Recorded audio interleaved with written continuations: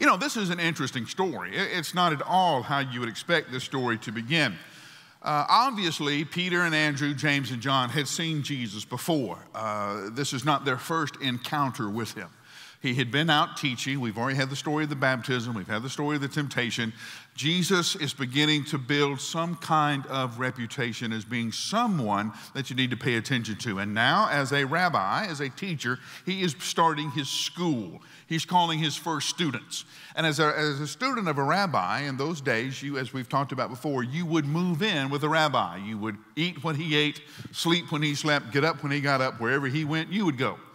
And one of the reasons for that is that from early on in human history, we began to understand that the great truths of life are caught more than they are taught.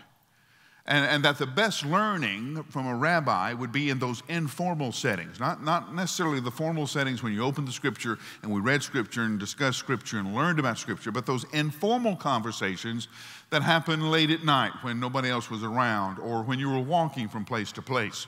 A lot of Jesus' time with the disciples was literally spent walking from one place to the next. So Jesus calls his first disciples, two brothers, Peter and Andrew, James and John. And did you notice what's not there? There's no conversation. Whenever you talk to two brothers, now you've done this, you've walked up to two brothers and you said, hey, we're going to go get pizza. What would the brothers do? The first thing they would do is look at each other. You won't go? I don't know. It's okay with me. You won't go? I'll go if you go. You would think that with Peter and Andrew, they would be, hey, you won't go after him? I'm good if you're good. You good? Nothing. Drop the nets and follow. No 2-week notice. Nothing. You would have thought there'd been a conversation with James and John and Zebedee. You would have thought there would have been, Dad, you know, we love you. We love fishing with you. We're grateful for everything. But we have this higher calling on our life. And Zebedee would have prayed over him and blessed him or something and sent him off. Nothing. Gone. Now this brings up two important issues. First, who are you following? Who are you following? Everybody's following someone. Jay in the video was right. Everybody's following someone. You have somebody that is influencing your life about what truth is, how you determine truth, how you validate truth, what matters and what doesn't.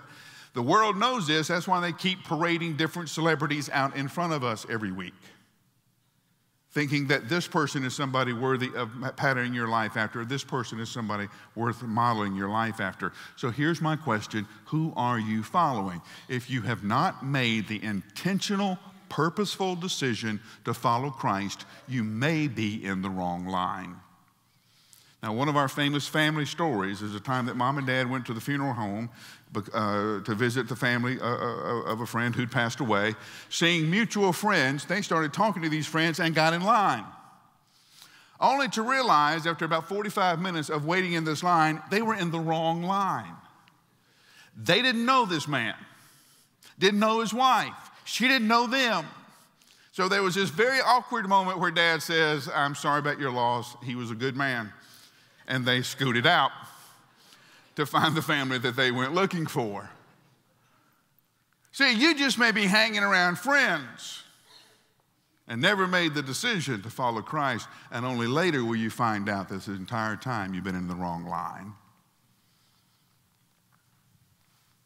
Are you following Jesus? If you haven't made that intentional decision to do so, you may be in the wrong line.